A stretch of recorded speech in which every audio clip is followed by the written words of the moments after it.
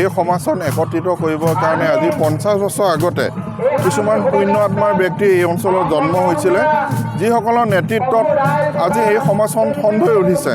আজি শিক্ষা দীক্ষা সকলো ফালৰ পৰা আগবাঢ়ি আহিছে, স্কুল হৈছে, হাইস্কুল হৈছে, ইয়াত মানে শিক্ষা দীক্ষা সকলো ক্ষেত্ৰতে ই আগবঢ়াই আনিছে। তাৰোপৰি এই অনুষ্ঠানটো আজি এবছৰ কৰি 50 বছৰত ভৰি দিছে। এইটো কিমান সহজ কথা নহয়। গতিকে আজি এটা এই 50 বছৰ উপলক্ষে এই অঞ্চলৰ কুমৈ আঞ্চলিক যুৱ সংঘই নতুন প্ৰজন্মই আজি এই 50 বছৰত ভৰি দিয়া অনুষ্ঠানৰ উদ্যোগত আজি এই অঞ্চলৰ বিভিন্ন কৃষ্টি সংস্কৃতি ভাষা ভাষিক এটা সমন্বয় হিচাপে লৈ আজি যি বৰ্ণাঢ্য মানে সাংস্কৃতিক শোভাযাত্ৰা তথা সমন্বয় শোভাযাত্ৰা তেখেতসকলে আয়োজন কৰিলে। এই অনুষ্ঠানটোৱে আমাৰ অঞ্চলত এটা অনাবিল আনন্দ দিয়াই নহয়, ইয়াত ভাতৃত্ববোধৰ চানেকি হৈছে বা চানেকি হিচাপে আমি ইয়াত দেখিবলৈ পাইছোঁ। আৰু আমাৰ অনাগত দিনতো আমি আমাৰ ইজনে সিজনৰ প্ৰতি যিটো দায়বদ্ধতা বা সমাজ ব্যৱস্থাটো এই মিলা প্ৰীতিয়ে আমাক যথেষ্ট সহায় কৰিব। য'ত সমন্বয় থাকিব, য'ত মিলা প্ৰীতি থাকিব, য'ত সকলো কৃষ্টি সংস্কৃতিৰ সমন্বয়ৰ এটা আত্মিকতা থাকিব, তাত নিশ্চিতভাৱে এখন সমাজ প্ৰগতিশীল হ'বই।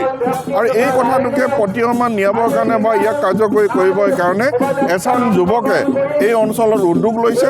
আৰু সেই চাম যুৱকৰ লগত এই অঞ্চলৰ লব্ধপ্ৰতিষ্ঠ কিছুমান ব্যক্তিয়ে ইয়াত সহায় সহযোগিতা কৰাৰ কাৰণে আজি এটা বৰ্ণিল সমাহাৰ হৈছে।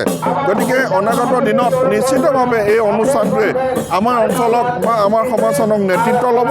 এইটো নিশ্চিতভাৱে আমাৰ সমাজে ইয়াকে আশা কৰিছে। সংবাদকৰ্মী বন্ধুসকল, আমি জনাব পৰা সুখী হৈছোঁ যে কুমৈ আঞ্চলিক যুৱ সংঘই যি সোণালী জয়ন্তী উদযাপন কৰা হৈছে, ইয়াৰ দুদিনীয়া কাৰ্যসূচীয়ে আজি অন্তিমটো দিন শোভাযাত্ৰা আৰু আবেলি আছে মুকলি সভা, তাৰপিছতে আছে সাংস্কৃতিক অনুষ্ঠান। সন্ধিয়া ভাগত সাংস্কৃতিক অনুষ্ঠানত অংশগ্ৰহণ কৰিব মেঘালী বৰষা, দৰ্শন কিলিং আৰু নৱনীলে। আৰু আমি এনেকুৱা এটা সমন্বয় বাৰ্তা অসমৰ ৰাইজৰ মাজলৈ বাৰ্তা প্ৰেৰণ কৰিব বিচাৰিছোঁ, যাতে আমাৰ যুৱ সংগঠনে 50টি বছৰ অতিক্ৰম কৰিলে। ইয়াতে 7খন গাঁও, বিভিন্ন জাতি জনজাতি মানুহে এখন গাঁও, তাতে এটা সংঘ। আজিকালি দেখিছোঁ এটা চুবুৰী এটা সংঘ আছে।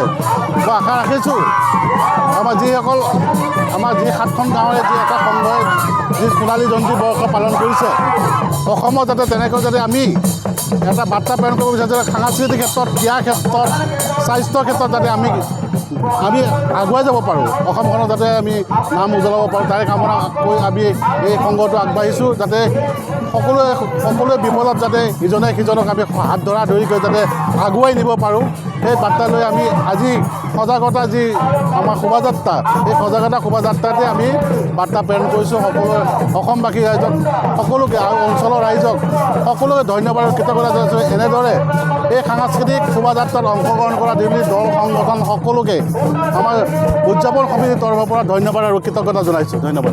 যিকোনো খবৰৰ বাবে যোগাযোগ কৰক 7099017330 লগতে 7099017110 নম্বৰত।